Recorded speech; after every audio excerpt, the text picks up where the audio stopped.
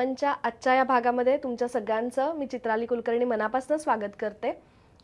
Meditation आजकाल हा शब्द आपण अनेक ठिकाणी ऐकतो, झोपताना, उठताना किंवा तुमच्या वर्किंगच्या काळामध्ये तुमचा जो स्ट्रेस आहे, तुमची जी दगदग आहे, धावपळ आहे, ती कमी व्हावी म्हणून मेडिटेशन करा असं अनेक ठिकाणाहून सांगितलं जातं। पण नक्की हे मेडिटेशन म्हणजे काय किंवा हे मेडिटेशन कोणी करावं, का करावं, कशासाठी करावं आणि त्याचे होणारे फायदे काय आहेत याविषयी आज आपण आपल्या आजच्या या भागामध्ये गप्पा मारणार आहोत। आणि त्यासाठी आज आपल्यासोबत आहेत दीपा सागडे। नमस्कार। गेली 3.5 ते 4 वर्षापासून दीपाताई स्वतः मेडिटेशन करते आणि आज ते मेडिटेशनचे अनेक सेशन सुद्धा घेतात आणि त्याच्यामधनं अनेक जणांना, अनेक जणींना अनेक गोष्टींसाठी फायदे झालेले आहेत आणि आज आपण या अशाच मुद्द्यांवरती खूप छान गप्पा मारणार आहोत तिच्याशी। मेडिटेशन अर्थात ध्यान आपण त्याला मराठीमध्ये म्हणतो, तर नक्की हे ध्यान म्हणजे काय आहे? ओके, ध्यान म्हणजे खरं तर ध्यान मराठीमधला शब्द म्हणाल तर लक्ष देणं असं आहे। पण लक्ष कशाकडे द्यायचं आहे? तर आपले जे मनातले विचार आहेत, आपलं अस्वस्थ मन आहे ते शांत करणं आहे, फोकस करून। म्हणजे थोडक्यात ध्यान किंवा मेडिटेशन म्हणजे असं आहे की आपल्या अस्वस्थ शांत मनाला शांत करणं आहे, अस्वस्थ मनाला शांत करणं आहे, बेचैन विचारांनी ग्रासलेल्या अशांत मनाला शांत करणं म्हणजे थोडक्यात मेडिटेशन म्हणता येईल। आणि हे म्हणजे साधारण का करावं? ओके, आता ध्यान का करावं? ध्यानाचे बरेच फायदे आहेत मेडिटेशनचे तुम्ही पाहायला गेलात तर, की मेन तुम्हाला म्हणजे बऱ्याच गोष्टींसाठी लोक पण मेडिटेशनकडे वळतात, ध्यानाकडे वळतात। एकतर त्यांना काही शारीरिक त्रास असतात किंवा मानसिक त्रास असतात, तर या दोन गोष्टींनी मेन माणूस याकडे ओढला जातो की आणि आजकाल डॉक्टर्स पण खूप सजेस्ट करत असतात की तुम्ही मेडिटेशन करा। बऱ्याच IT कंपन्यांमध्ये वगैरेही लोकांना सांगितलं जातं की स्ट्रेस असतो त्याच्यामुळे मेडिटेशन करा, तर त्यामुळे मेडिटेशन सगळ्यांनी जरूर करावं आणि असं मी म्हणेन। ही थोडंसं जरा आत्ताच्या काळामध्ये म्हणजे गेल्या काही मागच्या 7-8 वर्ष म्हणू किंवा किंबहुना थोडंसं जास्त असेल, ह्याची प्रकर्षाने एक गरज भासायला लागली, तर ह्याच्या मागचं मूळ कारण काय आहे असं वाटतं तुला? आता याची गरज म्हणाल तर खरं तर बरेच 7-8 वर्षापासून म्हणाल तर लोक जे स्ट्रेस घेत आहेत आणि आय थिंक कोरोनापासून तर खूप झालं, लोक सोशल मीडियाकडे वळले आणि सोशल मीडियामधनं ह्याचा अवेअरनेस पण बऱ्याच जणांना वाढलेला आहे की आपल्याकडं तसं पाहायला गेलं तर खूप पूर्वापार म्हणजे ऋषी मुनींपासनं आपल्याकडे ध्यान तप हे केलं जातच।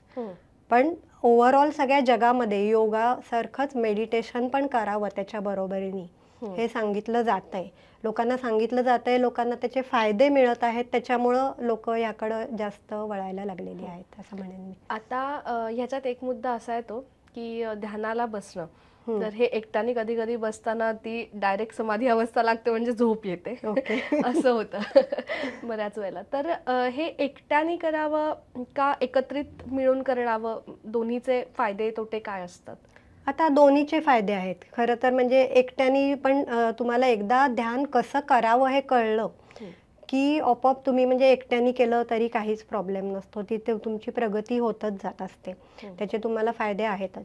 पण जेव्हा एकत्रित आपण ध्यान करतो, समूहाने ध्यान करतो, त्यावेळी एकत्रित ऊर्जा जास्त मिळते। मुळात जेव्हा जास्त समूह असतो त्यावेळी तो सगळा त्या एकाच विचाराने तिथे एकत्र आलेला असतो की म्हणजे मी मेडिटेशन करणार आहे, ध्यान करणार आहे, सगळेच करणार आहे, हे तो विचार मेन असतो की आपलं छान ध्यान होणार आहे, आपल्यासारखेच हे सगळे लोक आहेत, हे त्या दृष्टीने पॉझिटिव्ह माणसाचं मन आधी तयार झालेलं असतं आणि त्यामुळे आपोआप म्हणजे जेव्हा एकत्रित ध्यान केलं जातं तर त्याचा भरपूर फायदा तिपटीनी चौपटीनी त्याची ऊर्जा पण जास्त सगळ्यांना मिळते, कारण तो सगळा म्हणजे आजूबाजूच्या परिसरात त्याची ऊर्जा तशी पसरली जाते, सकारात्मक सगळ्यांचीच। अच्छा, आणि आता की हे ध्यान किती वेळ करावं ह्याला काही असं काही टाइम लिमिट आहे किंवा कधी करावं असं दोन्ही गोष्टी?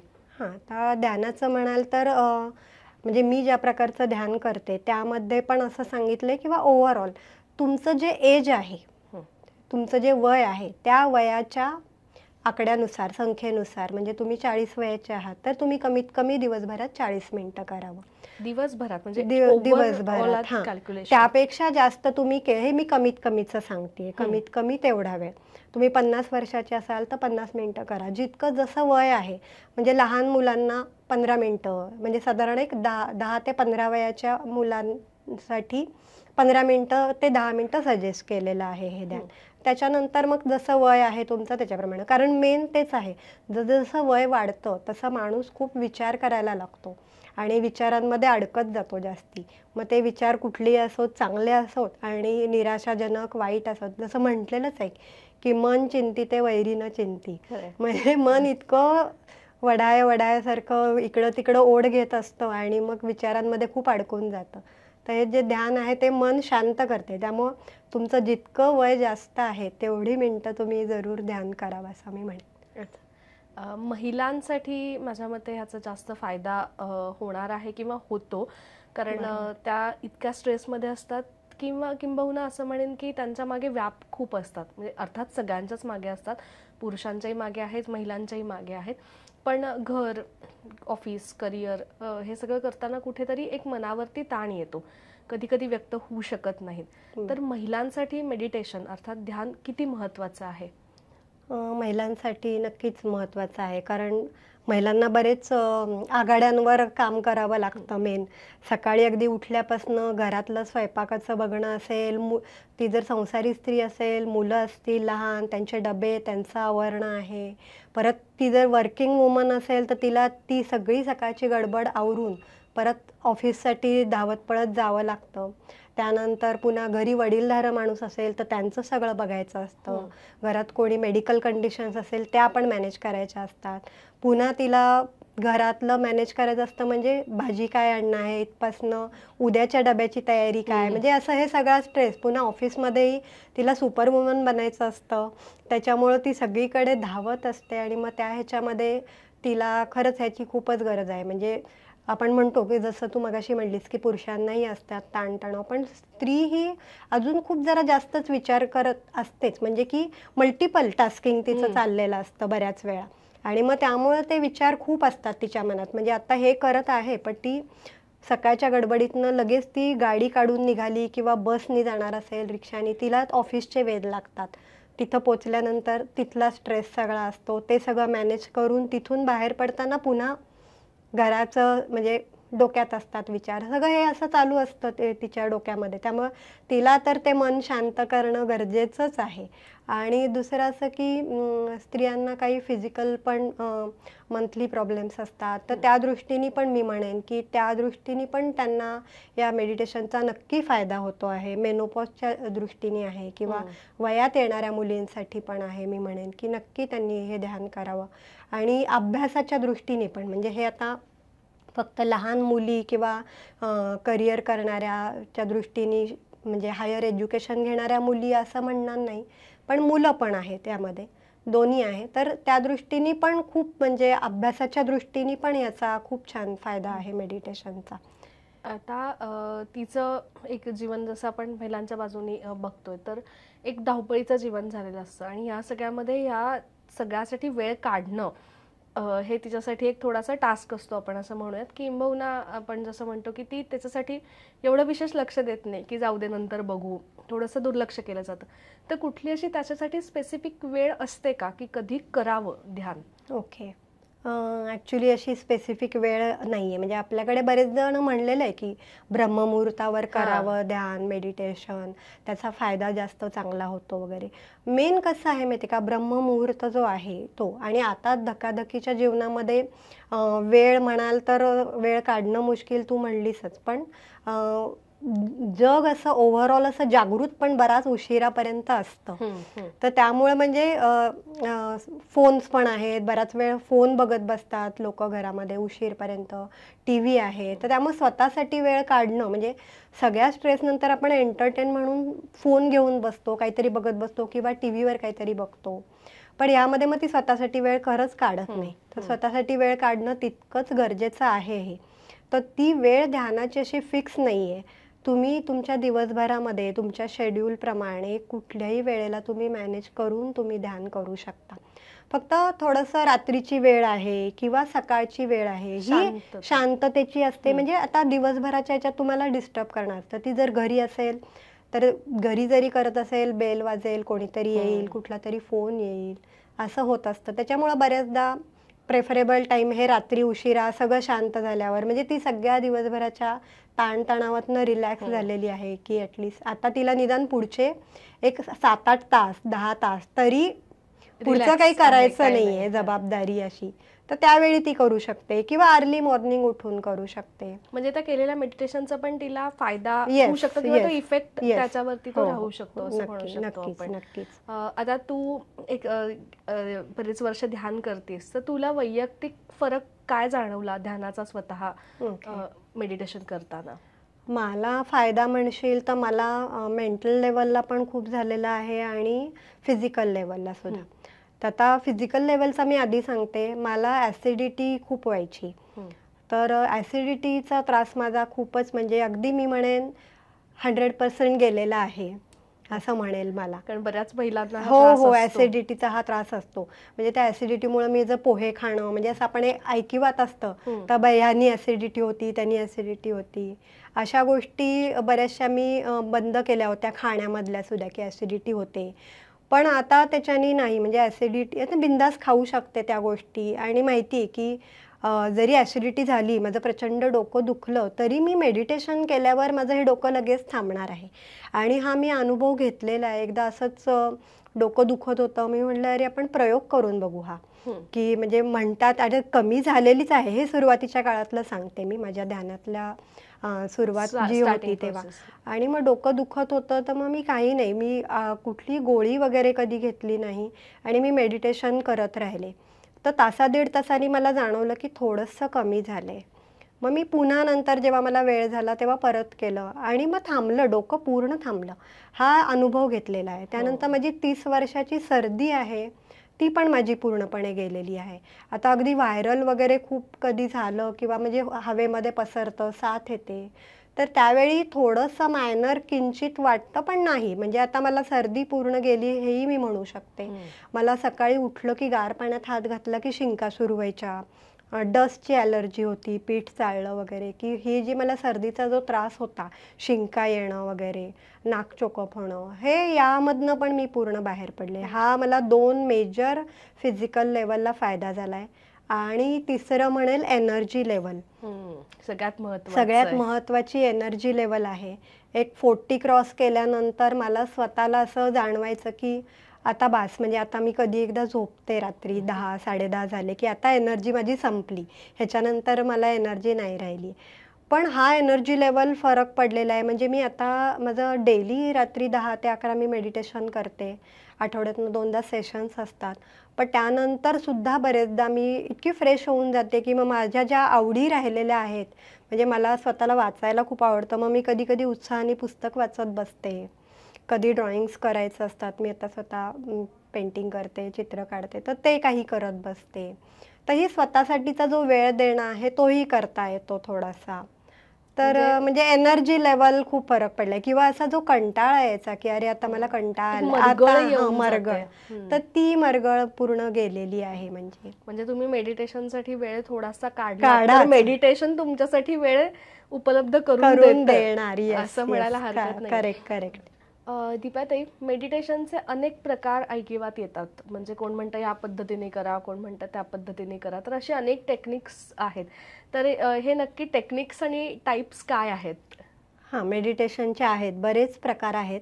जगभरात बरेच मेडिटेशन ध्यानाचे प्रकार प्रचलित आहेत.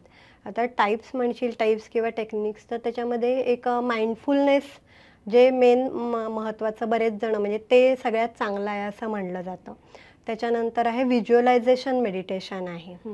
तर त्यानंतर आहे त्राटिका मेडिटेशन आहे. परत ट्रान्सेंडल पण मेडिटेशन आहे. मंत्र मेडिटेशन आहे. तर असे बऱ्याच प्रकारचे आहेत मेडिटेशन्स आणि त्यांचे टेक्निक्स पण प्रत्येक मेडिटेशनचे वेगवेगळे आहेत. म्हणजे तुम्ही जो प्रकार शिकाल किंवा जी इच्छा आहे त्याच्यानुसार त्याच्या पुढच्या स्टेप्स आणि सगळ्या गोष्टी येत जातात. पण आता मी स्वतः जे करते तर ते माइंडफुलनेसचं आहे. ओके. आणि ब्रीथचं पण ब्रीथ मेडिटेशन आहे. सो मेन ब्रीथच आहे, श्वासाकडे लक्ष देण्याचंच मेडिटेशन हे आहे. माइंडफुलनेसनी करायचं मेडिटेशन. अच्छा, म्हणजे तुमचं एक मन पूर्णपणे शांत आणि स्थिर करण्यासाठी होतं. बरोबर. मगाशी तुझ्याशी बोलताना तू फिजिकल फायदे काय झालेस हे सांगितलंस, पण एक ओव्हरऑल मेडिटेशनचे फायदे काय होतात? ओव्हरऑल मेडिटेशनचे फायदे तर बरेच आहेत. ओव्हरऑल मेडिटेशनचे फायदे म्हणजे जसं पहिलं तर मी म्हणलं की एनर्जी लेवलचं आहे, तर ती तुमची एनर्जी तर वाढतेच डेफिनेटली. पुन्हा विद्यार्थ्यांसाठी म्हणाल तर त्यांचं अभ्यासामध्ये एकाग्रता वाढते, त्यांना खूप त्याच्यामध्ये सक्सेस मिळायला सुरुवात होते, फोकस तुमचा वाढतो. परत तिसरं म्हणेल की तुमचे झोपेचे आवर्स पण कमी होतात. कारण तुमची एनर्जी एवढी वाढते तर तुमचे आपोआप झोपेचे पण आवर्स कमी होतात, तुम्हाला फ्रेश वाटायला लागतं. त्यानंतर शारीरिक लेवलला जसं मी माझे 2 हेल्थ रिलेटेड प्रॉब्लेम सॉल्व्ह झाले म्हणलं, तसे शारीरिक लेवलला पण बरेच जणांना वेगवेगळ्या आजारांमध्ये हे मेडिटेशन उपयोगाला येतं. बरेच जणांचे बरेचसे आजार क्युअर झालेले आहेत. एखादा अनुभव सांगू? अनुभव म्हणशील तर माझ्या जो ऑनलाईन मेडिटेशनचा आमचा ग्रुप आहे त्याच्यामध्ये 2-3 पेशंट्स आहेत डायबेटीसचे. तर त्यांचं आता यामध्ये त्या एक मॅडम आहेत, तर त्यांचं डायबेटीसची गोळी बऱ्यापैकी बंद झालेली आहे. त्यानंतर माझी स्वतःची आई म्हणशील तर तिला बरेच वर्ष 15 ते 16 वर्ष इन्शुलिन चालू होतं, तर तिचं इन्शुलिन पूर्ण बंद झालेलं आहे. आणि तिचा आता गोळीचा डोस पण एकदम कमी केलेला आहे, पूर्ण बंद करता येत नाही म्हणून तो त्यांनी कमी सांगितला आहे. त्या व्यतिरिक्त तिला गुडघेदुखीचा त्रास होतो, तिला खूप वेळ उभं राहता यायचं नाही पायाचा प्रॉब्लेम असल्यामुळे, तर ते पण तिला त्याबद्दल पण तिचा बराच फायदा झाला आहे. तिचं गुडघेदुखी कमी झाली आहे, बराच वेळ उभं राहू शकते, चालता येऊ शकतं. परत अजून एक मॅडम आहेत, त्यांचं स्वतःचा असा अनुभव आहे की त्या हातामध्ये ते स्मार्टवॉच वापरतात, तर त्यांना ते त्यांचं हार्ट रेट वगैरे सगळं ते सातत्याने कळत असतं. तर मेडिटेशन केलं की इमिजिएट त्या सांगतात की आज माझा आता बरोबर पल्स रेट एकदम नॉर्मल झालेला आहे. तर हे अशा प्रकारचे फिजिकल लेवलला पण बरेच जणांचे फायदे आहेतच. आणि मेंटल लेवलला पण माझ्या मते याचे फायदे होत असणार आहेत. Yes definitely. तुम्ही बऱ्याचशा सिच्युएशन्स वगैरे चांगल्या प्रकारे हँडल करायला लागता. म्हणजे आता महिलांच्या बाबतीत असं होतं की त्या इमोशनल जरा जास्त असतात, जरा पटकन कोणी काही बोललं की लगेच जरा डोळ्यात पाणी वगैरे येत असतं, ते होत असतं, किंवा हर्ट होत असतात गोष्टी. तर ते तुम्ही जरा म्हणजे वेगळ्या प्रकारे त्या गोष्टींकडे बघायला लागता, इमोशनली न बघता थोडंसं. तर जरा थोडा खोल विषय आहे पण आहे मेडिटेशन विषयच इतका आणि तो युनिव्हर्सचा आहे. मला आता तू आपण बोलण्याच्या ओघात आलोच की युनिव्हर्स हा एक खूप मोठा शब्द आहे सध्या आणि खूप प्रचलित आहे ह्या सगळ्याच्या बाबतीत. तर थोडंसं आम्हाला या युनिव्हर्स बद्दल सांगणं एक उत्सुकता आहे. Okay, universe. आता हे जे मी एनर्जी लेवल म्हणलं, तर ही मेडिटेशन मध्ये जी आपल्याला एनर्जी येत असते ही त्या युनिव्हर्स कडनंच येत असते. कॉस्मिक एनर्जी जी आहे तर ती आपल्याला भरपूर प्रमाणात या मेडिटेशन मध्ये मिळते.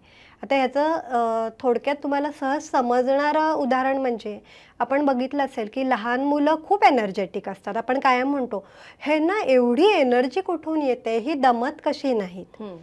तर पहिली गोष्ट आहे की ते विचार, लहान मुलांमध्ये विचार नसतात.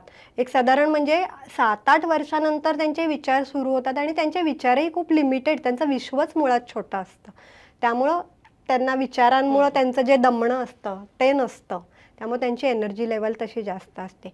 आणि आपण आता बघतो की दमलो, आपणही स्वतः दमतो आणि मग आपण म्हणतो की मी एक फ्रेश झोप काढते, मग मला फ्रेश वाटेल. तर आपण जेव्हा झोपतो त्यावेळी आपोआप आपले विचार थांबलेले असतात आणि जेव्हा विचार थांबतात तेव्हा आपोआप ही कॉस्मिक एनर्जी आपल्या शरीरामध्ये भरपूर प्रमाणात येते आणि आपल्या शरीरामध्ये हिलिंग करत असते. मग हे हिलिंग मग अगदी सगळ्या शरीरातल्या कणाकणातलं, पेशींचं सगळं होत असतं हिलिंग. आणि मग ते हिलिंग झालं की आपोआप आपल्याला एनर्जी येते. सो ही सगळा हा खेळ आहे युनिव्हर्सचा. म्हणजे असं तुम्ही म्हणेन काय मी. पद्धतीने त्याच्याकडे मागता आणि तो काय देतो बरोबर, बरोबर. मेडिटेशनचा येस, येस. खेळ आहे. या संदर्भात अनेक पुस्तकं पण उपलब्ध आहेत आणि बरोबर. फक्त होतं असं ना की कुठलं वाचावं आणि कुठलं नाही वाचावं ह्याच्यामध्ये अनेकदा अडकून जातं. तर या संदर्भात काही माहिती देशील का आम्हाला? आता मी स्वतः पण भरपूर पुस्तकं वाचलेली आहेत या संदर्भामध्ये. तर थॉट्स रिलेटेड पण आहेत आणि ध्यान म्हणजे पूर्वापार चालत आलेली आहेत. पण आपल्या भारतामध्ये स्वामी योगानंदांनी भारताबाहेर जाऊन पण याचं भरपूर ध्यानाचा, योगाचा प्रचार केलेला आहे. तर त्यांचं जे स्वामी योगानंदांचं ऑटोबायोग्राफी आहे, हे मी वाचलेलं आहे. ते सगळ्यांनी जरूर वाचावं. स्वामी राम यांचं पण पुस्तक आहे, स्वामी राम नावाचं.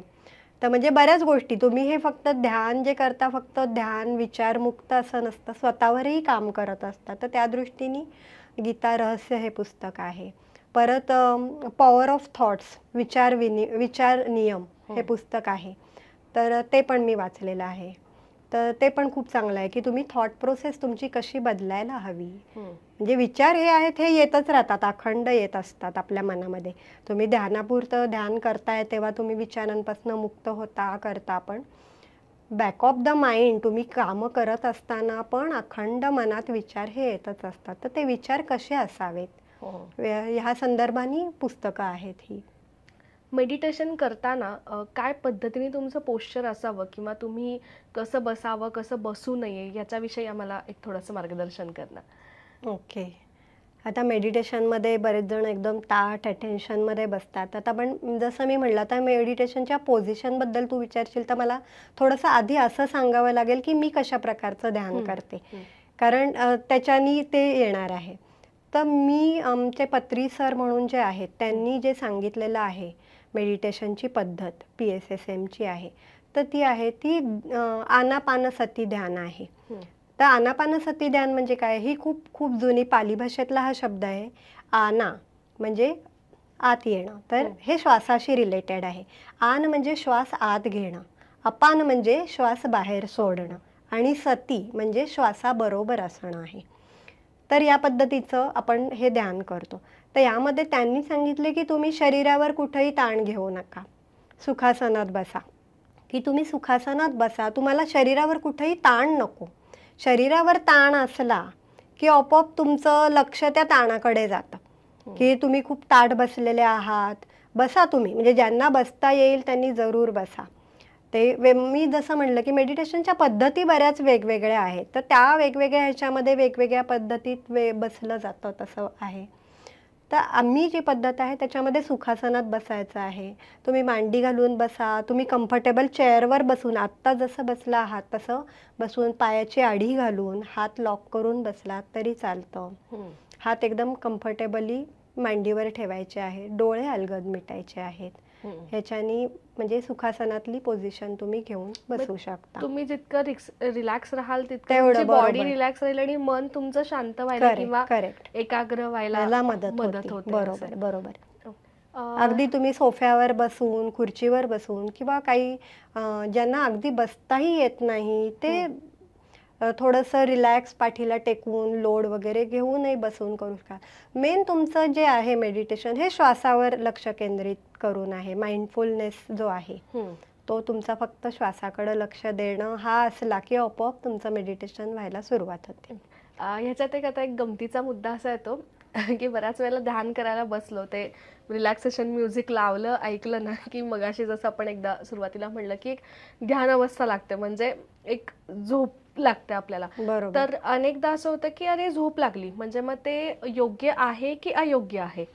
आता ही शरीराला जर झोपेची गरज असेल तर ती ठराविक तुम्हाला झोप लागू पण शकते. पण आता त्यानंतर असं आहे की योग निद्रा पण लागते, म्हणजे तुमचा त्यावेळी अवेअरनेस कुठे आहे.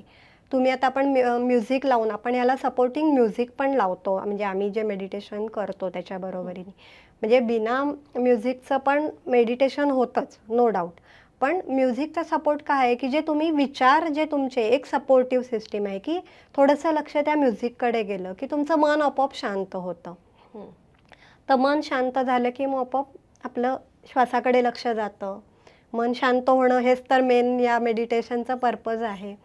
तर मग ते रिलॅक्स झालं की कधी कधी तुम्हाला योगनिद्रा लागते, कधी कधी झोप लागते. पण योगनिद्रा लागली आहे हे कसं समजेल, तर तुमचा अवेअरनेस म्हणजे तुम्हाला बॅक ऑफ द माइंड, तुम्हाला जरी झोप लागली असं वाटतंय पण तरी तुम्हाला म्युझिकचा कुठेतरी आवाज ऐकू येतोय का, किंवा जर गायडेड मेडिटेशन चालू असेल तर त्या इन्स्ट्रक्शन्स येत आहेत का तुम्हाला ऐकू, हे म्हणजे जर ते येत असेल तर तुमचा अवेअरनेस आहे, मग काही तुम्हाला ती झोप लागलेली नाही. मग ते तुम्हाला ध्यानाला बसलंय असं नाही, असं नाही म्हणता येणार. सध्याच्या या दिवसामध्ये लोकांचा या सगळ्याकडे बघण्याचा दृष्टिकोन खूप एक बदललाय, तर तो सकारात्मकतेने आहे असं वाटतं का तुला? आहे, नक्कीच नक्कीच.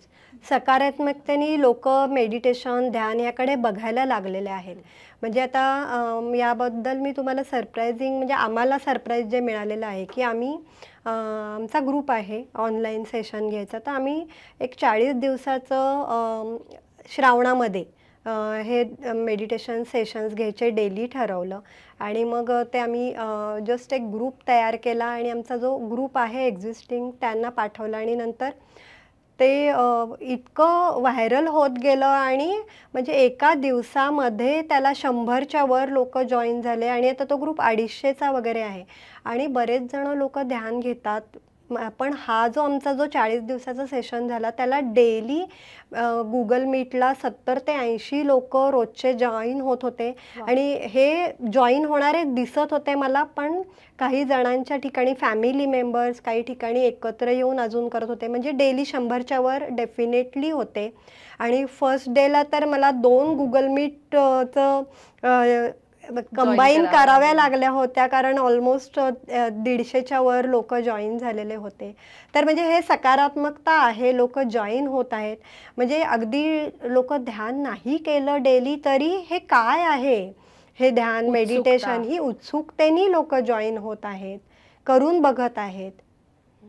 त्याची एक आवड किंवा त्याची एक डेप्थ जाणवली किंवा त्याचा तो अनुभव स्वतःला म्हणतो ना आपण की तो अनुभव घेतल्याशिवाय कळत नाही, त्याच्यातला मेडिटेशन हा पार्ट आहे की तो तुम्ही स्वतः अनुभवाल तेव्हा तुम्हाला त्याची तीव्रता लक्षात येऊ शकते. ध्यानाच्या बाबतीत एक असं होतं की ध्यान म्हणजे विरक्ती किंवा एक संन्यास असा एक कुठेतरी एक डोक्यात आपल्या अनेक गोष्टींमधनं ग्रह झालेला असतो. तर हे योग्य आहे किंवा कशा पद्धतीने? ध्यान मेडिटेशन म्हणजे विरक्ती नाहीये मुळात. उलट तुम्ही जितकं हे मेडिटेशन वगैरे कराल तर तुम्ही अजून इंटरेस्टनी पण ह्याच्यामध्ये कार्यरत व्हाल.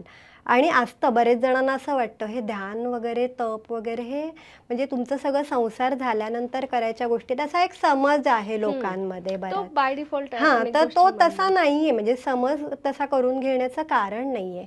कारण आपण म्हणजे आता मी स्वतः आहे, फॅमिली लाईफ तुमचं डिस्टर्ब न करता तुम्ही तुमच्या दिवसभरात तुमच्या वेळानुसार हे मॅनेज करायचं आहे. उलट तुमची क्रिएटिव्हिटी चांगली वाढते आणि जसं तुमच्या स्वतःसाठी वेळ मिळणार आहे त्यामुळे तुम्ही अजून 4 गोष्टी चांगल्या एनर्जीनी करू शकता. त्यामुळं तसा समज करून घ्यायचं तर काहीच कारण नाही. आणि जसं मी म्हटलं की जे आम्ही ज्यांचं मेडिटेशन हे शिकलो आहोत करतो आहोत तर त्यांनी संसार में निर्माण अशा पद्धतीने हे सांगितलं आहे. तुम्ही संसारात राहून हे मेडिटेशन करायचं आहे. तुम्ही विरक्ती येऊन काही असं म्हणजे सगळं सोडून जाऊन करायची गोष्ट नाही आहे ही. आपण हे म्हणजे करू शकतो आपण आपल्या फॅमिलीमध्ये राहून सगळ्या गोष्टी एन्जॉय करत तुम्ही हे नक्कीच ध्यान करू शकता आणि त्याचा तुम्हाला फायदा होतो. तू आता बोलता बोलता म्हणालीस की त्याच्या फायद्यांबद्दल आपण बोललो, तर एक प्रश्न असा विचारायचा आहे की प्रोफेशनल लाईफमध्ये मेडिटेशनचा किती फायदा होतो? प्रोफेशनल लाईफमध्ये पण होतो, नक्कीच होतो. मी जसं मगाशी म्हणलं होतं की IT कंपन्यांमध्ये वगैरे पण सांगतात, मोठ्या मोठ्या कंपनी स्ट्रेस खूप आहे जो वाढलेला आहे, सगळीकडेच हा स्ट्रेस वाढलेला आहे. तर प्रोफेशनल लाईफमध्ये नक्की ह्याचा फरक होतो तुम्हाला मेडिटेशनचा. आणि मी माझ्या शेजारी म्हणजे माझ्यावरनं तर सांगेलच, पण माझ्या शेजारी एक टीचर राहतात ज्या इंजिनिअरिंग कॉलेजला शिकवतात. तर त्यांना स्वतःलाही त्यांच्या कॉलेजमध्ये मेडिटेशन घेण्याच्या दृष्टीने त्यांना म्हणजे स्वतःला शिकायचं होतं, म्हणजे की मुलांसाठीचं जसं घ्यायचं आहे. आणि त्यांना स्वतःलाही त्याचा फायदा जाणवायला लागलेला आहे. की जसं एनर्जी लेवलला आहे तर, आणि तुमचा ऑफिसमध्ये वगैरे पण तुम्ही गोष्टी डील करू शकतात या आहेत त्या. तुम्हाला एखादं प्रश्न पडलेले असतात बरेचसे की आता या सिच्युएशनला मी काय करू, तर तुम्ही 2 मिनिटं ब्रेक घेतला, 2 मिनिटाचं का होईना मेडिटेशन केलं, तुम्ही स्वतः कॉन्सन्ट्रेशन केलं की तुम्हाला उत्तरं मिळत जातात की काय करायला पाहिजे काय नाही. सिच्युएशन्स आपण माइंड जे कन्फ्युजनमध्ये असतं बरेचदा की अशी सिच्युएशन आली की मी आता काय करू, तर त्यावेळी तुम्हाला त्याचा फायदा होतो. आणि माझ्या बाबतीत म्हणशील तर मी आता स्वतः चित्रकार आहे, पेंटिंग्स करते. सांगण्यात मला की दीपा ते एक उत्तम पेंटिंग आर्टिस्ट आहे आणि खूप सुंदर सुंदर पेंटिंग ती काढते. तर तुझ्या ह्या कामात मेडिटेशनचा कसा फायदा झालाय?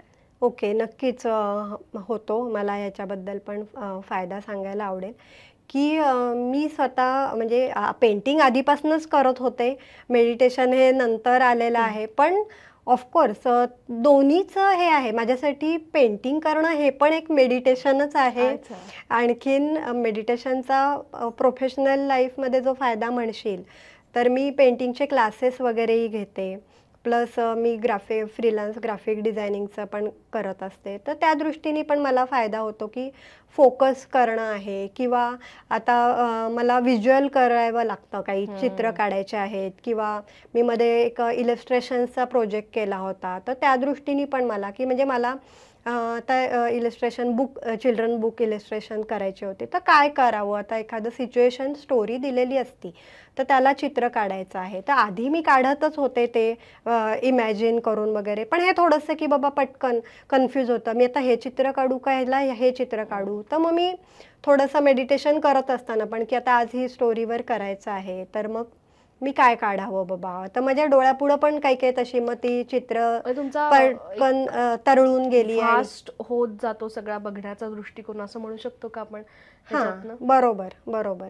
एक ती शक्ती दृष्टी सगळंच तुम्हाला ते एकवटून त्याच्यामध्ये येतं. बरोबर बरोबर. तू मगाशी म्हणताना एक मुद्दा म्हटलीस की झोपेचे तुमचे तास कमी होतात.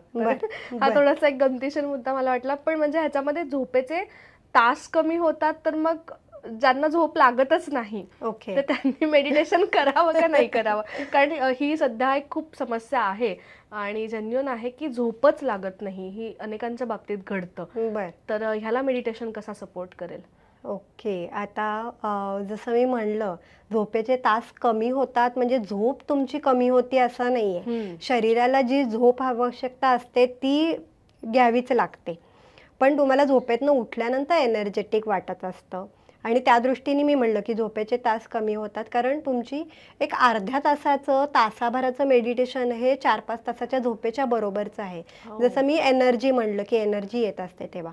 आणि ज्यांना झोप येत नाही तू म्हणलीस, तर त्यांच्या संदर्भात मी म्हणेल त्यांनी तर जरूर मेडिटेशन करावं, आणि त्यांनी रात्रीच्या वेळेसच करावं, झोपेच्या आधी. नक्की त्याचा त्यांना नक्की फायदा होईल. कारण आता आमचा जो ग्रुप आहे तर त्यामध्ये 2-3 मेंबर्स असे आहेत ज्यांना झोपेचा त्रास होता. आणि जसं 40 दिवसाचं जे आम्ही मध्ये सेशन घेतलं, मी मगाशी म्हणलं, तर त्या सेशनच्या वेळी सुरुवातीलाच एक आम्ही लोकांना प्रश्न, म्हणजे सेशन संपल्यावर, की तुमच्या काही शंका आहेत का, तर त्या विचारा वगैरे. तर त्यात असे 2-3 होते लोक ज्यांनी विचारलं की माझी झोप मला येत नाही आहे, तर ते मला फायदा होईल का वगैरे. तर आम्ही त्यांना म्हटलं की तुम्ही हे मेडिटेशन करून बघा आणि मग सांगा. आणि 8 दिवसांनी त्यातल्याच एकीने स्वतःहून सांगितलं, अनुभव काय आहेत तुमचे ध्यानाचे, असं विचारल्यावर त्यांनी स्वतःहून सांगितलं की मला झोप लागायला लागलेली आहे आता.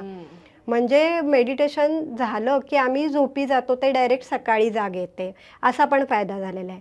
आणि या बाबतीत माझ्या स्वतःच्या आईचं पण उदाहरण आहे की तिला झोप लागायची नाही, किंवा रात्री झोपेतनं उठलं, जागं झालं की मग परत झोप लागत नाही, हाही तिचा प्रॉब्लेम होता.